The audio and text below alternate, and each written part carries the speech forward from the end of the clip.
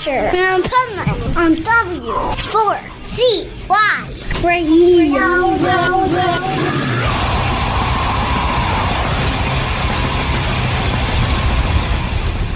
Wake up, America! It's time for the adventures of Pipeman on W4CY.com, West Palm Beach's #1 internet radio station. Here's your host, the Pipeman.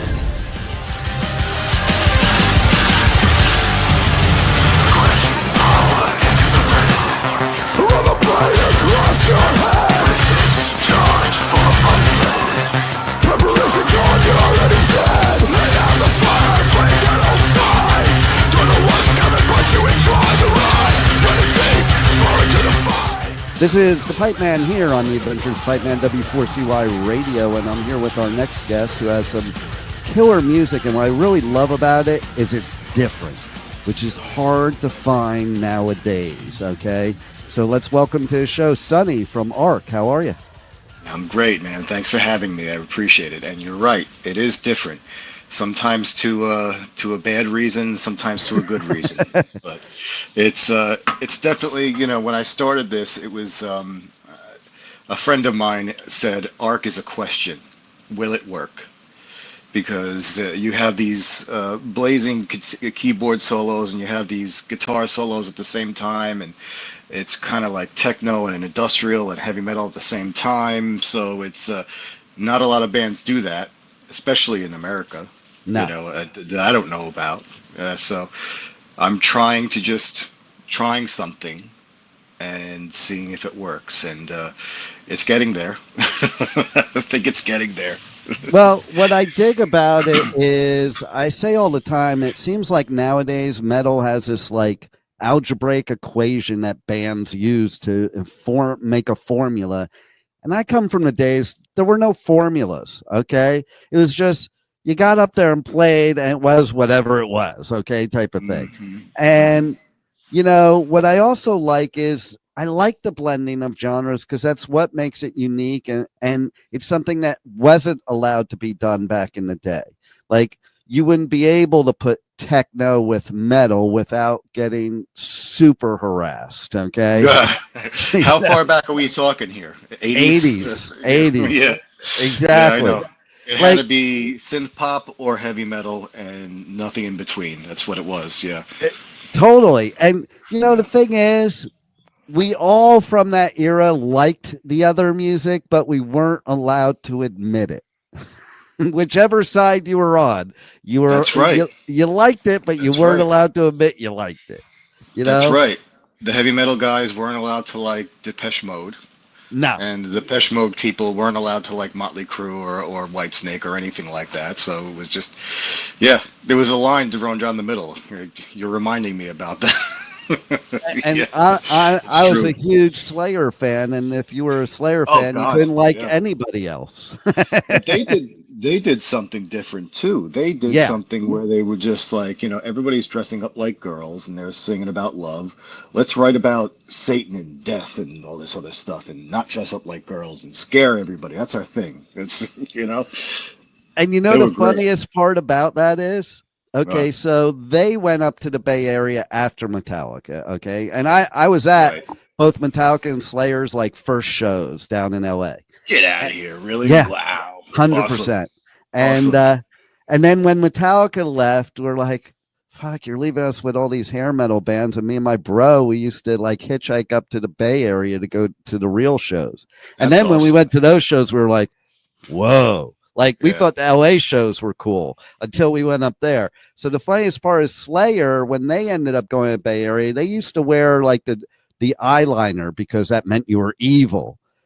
That didn't go over well in the Bay Area. The Bay Area bands were like, yeah, no, you're not doing that here, okay? Makeup is makeup is makeup. I don't care what you think.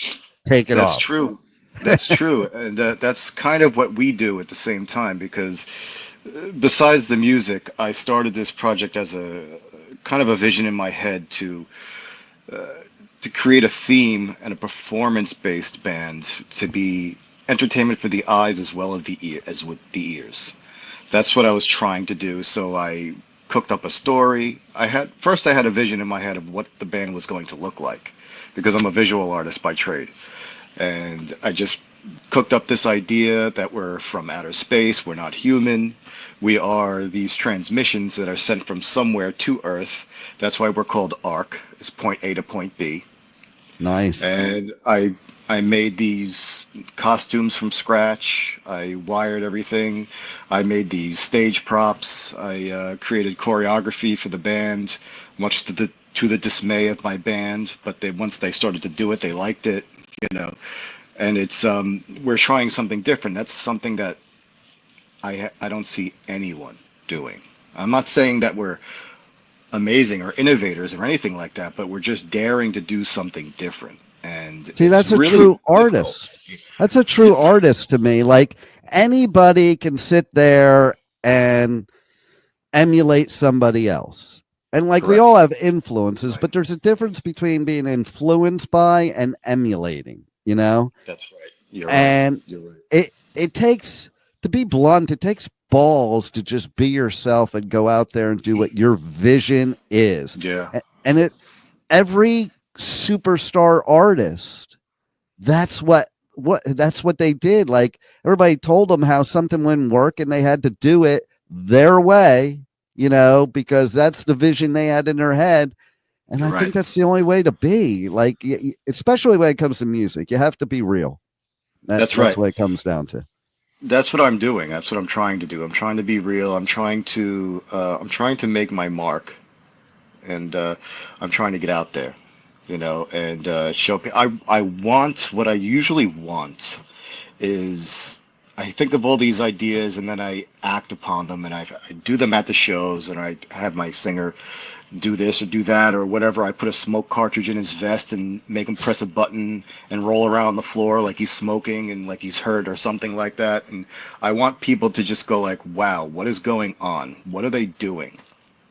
I love it. I like to envelop enough mystery in that where we don't like spoon feed the people. We don't say like, make some noise. We are ARC and we are this, we are that. We say nothing. We get up there, we do our show, we get off. So if you really like it, you want to know what's going on, you will look for us again. I love it because live shows, first of all, they're just so important. Number one. Right. Number two, if I want to listen to the album, I'll listen to the album. I go to a live show for the experience, you know? Yes. And it is supposed to be a performance. It's not just like, it's funny because I go on tour and I do radio coverage for like all these festivals all over the US, UK, Europe. And, you know, there's one band in particular, I won't mention who it is, that every media person at every festival is like, oh my God, I love them, but they are so fucking boring. They're just sitting there. They don't even move and they're just playing. Yeah, I know. They're so good. That's usually what it is. It's even when I really like an artist on Instagram or whatever, and I contact them, they're just like boring as hell. And they just like give me a thumbs up or something like that. I'm like, I'm really inspired by your song. How did you do this? How did you do that? I really like, we should collab one day. And they're just like, yeah, cool, dude. Thanks. You know, like, right? Okay. You know. And then there's other bands that, I don't know, I didn't like them till I saw them live, or maybe I didn't know of them. One of the bands that happened to me with was Bring Me to Horizon. The first time I saw them live, I was like, oh my fucking God, they're now in my top 5 all favorite bands. And that was the first time I ever heard them, you know, and it was like, wow. Or there's bands that I didn't like until I saw them live, because that is different. So, you know, and like, think about it. Okay. So you take a band like Kiss. Right. If they didn't do the theatrics they did, would they be around today? I doubt it. Nope. Exactly. And they had the option to unmask during the 80s, and it worked, just like it worked in the 70s. They were doing this heavy metal disco stuff, you know, and they changed with the times, you know, so it was good. You just reminded me of like a band that you saw live, and that looks like they're in the top 5. Like the first time I saw Power Trip. Oh, you know Power Trip, right? Yeah. They were the first band, and I was getting a drink, and I turned around and I was like, whoa, They are cool, man. Yes. Yeah. And I don't It's know if like, it'll be the same or not, but did you know, mm, like some of the festivals I'm covering this year, they're back this year playing, and yeah, I don't know what yeah, that's going to be like without him, but oh my God, I was at Psycho Las Vegas, and they were playing a show at one of the hotels, like on this huge platform over the pool, like this concrete thing over the yeah, pool, and we yeah. were like circle pitting in the pool. That's awesome. No, they're so cool. It's when a band just like draws you in. Static X2 back in Yeah. 1999, I think it was. I saw them open for Rammstein, which is my favorite band of all time, by the way. Uh, and he came out and he had this hair sticking straight up. I'm like, what is this dude doing? I'm like, okay, cool. This is different, and they draw you in. And it's like you said before, sometimes they're boring. The reason why I implement this stuff in my band is because anyone can get up there in black t-shirts and just play. Mm, You have to set yourself above everybody else and do something totally. different. You have to do Totally. something different. And Well, like that's what you we're trying said, to do. Rammstein, perfect example. Like Mhm. last year, I don't remember which festival it was. I think it was two of them. I saw Hal Lindemann, and oh my Hmm. God, that was one of the most disturbing, best live performances I ever Yeah, saw in my life. yeah, that's his thing. That's what he does. That's what he Uh, oh does. my God, the stuff he had, the video he had up there, like, oh my God, it was so Yep, disturbing. You couldn't help but not like it.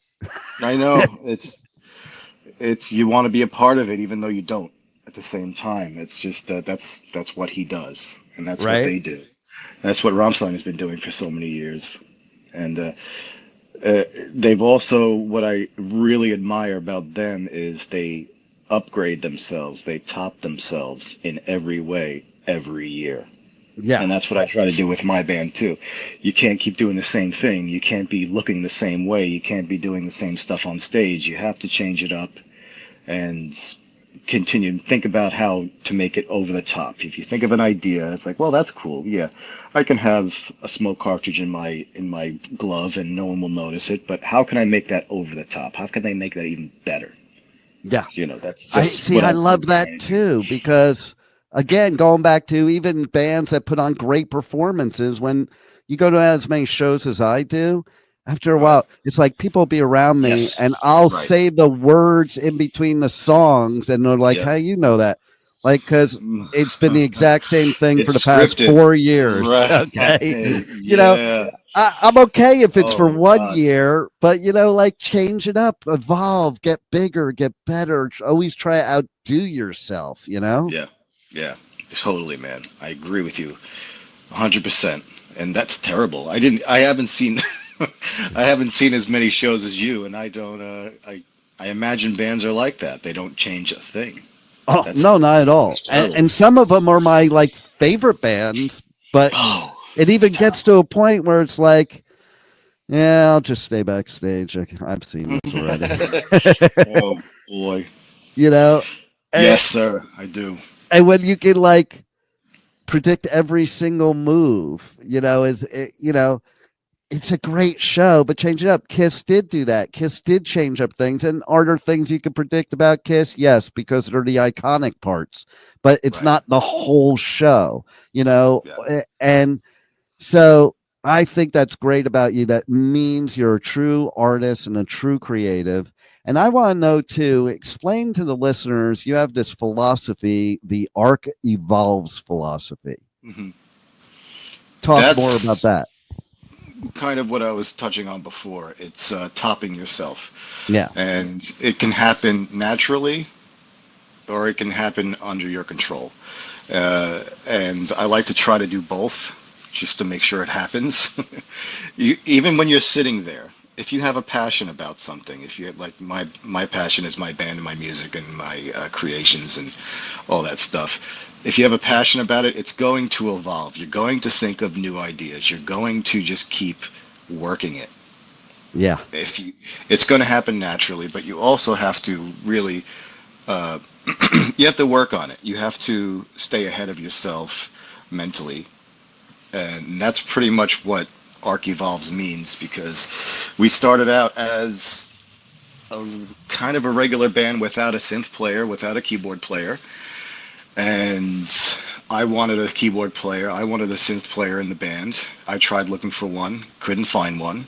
So I told the band, much to their dismay, I'm going to do it.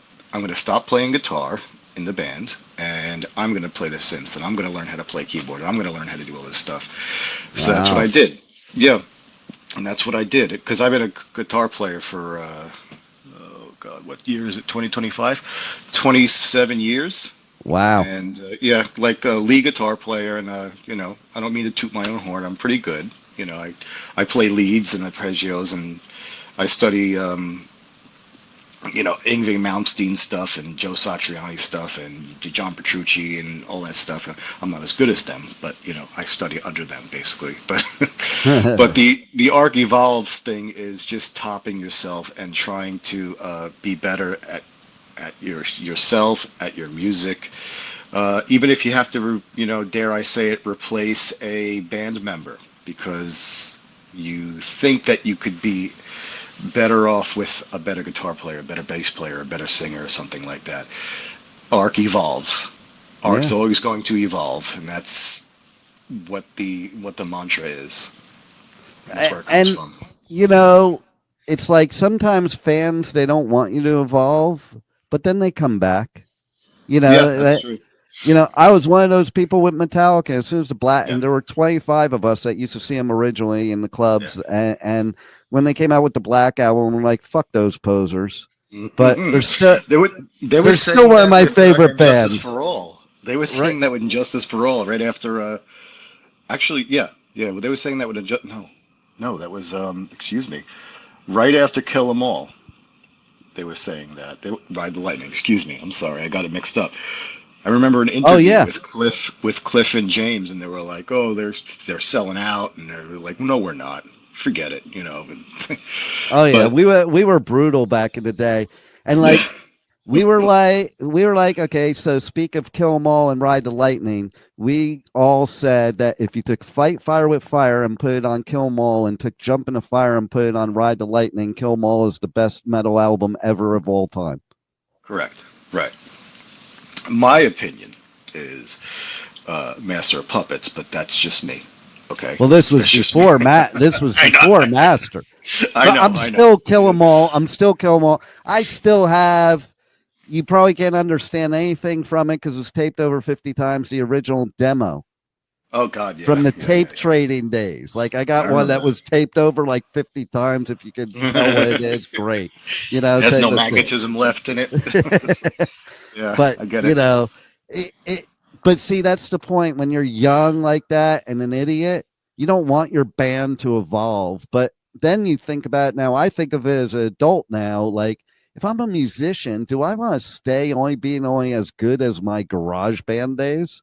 Like, I mean, really, like even Hetfield, he'll say like the San Jose Sharks, they play Search and Destroy at the games, but they play the original version. He's like, I don't know why they don't do the updated version because I can actually sing now. I sucked then. He didn't suck then. I didn't think so. I liked his voice, but yeah, I like his voice too. I don't like how he sings now. That's just me, you know. But yeah, it was raw. I want the old Hetfield back. You know? It was raw, and it was like had Carmine Appice. He described it as like a chainsaw or jigsaw or something like that. You know, his voice. You know, that whole Metallica sound. You know, that's right. That's true.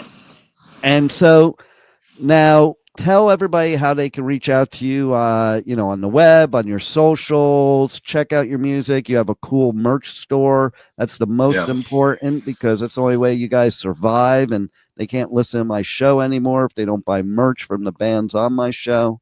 That's right. That's right. We're, what did Buckethead or who else said that? That bands are just overpriced shirt salesmen. I think Buckethead said that. I don't know. You can find us on Instagram. It's arc.evolves at arc.evolves.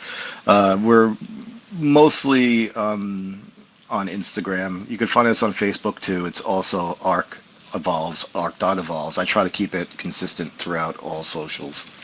And if you want to search us on Spotify, if you have Spotify, it's going to have to be ARC, ARC, and you can type out the album name, the latest album name, Awaken the Machine.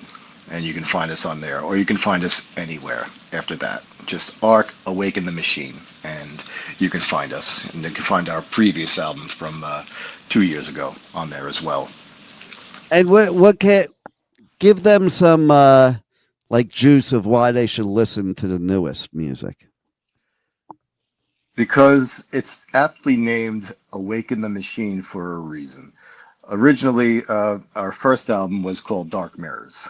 All right, and it was really just a compile of songs that me and the guitarist wrote, and I kind of just put synths over because I transitioned from the guitar player to the synth player, and it wasn't us finding our sound yet.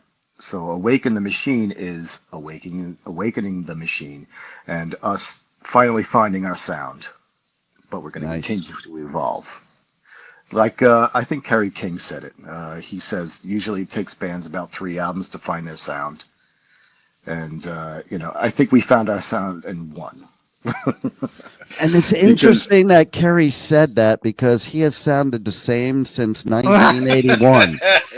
Yeah, I know. He's the luckiest MF on this planet. He really Right? is. Yeah, anyone can do his job, but he's Slayer.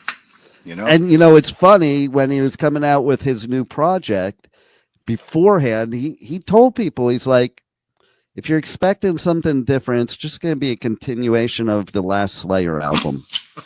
I can't do anything else. It's like I can't do anything. Yeah, I'm still going to wear my sunglasses. I still don't have eyes. I'm just going to do Slayer. That's what I'm going to do, and I'll go see it. I think what's funny is when he lost his hair is when he gained his shades. That's true. That's right. Yeah, you're right. I miss him with hair, though. I know, right? And those huge really spikes. Cool. Do you remember those like nails? Yeah. Those huge nails. Yeah. That was badass.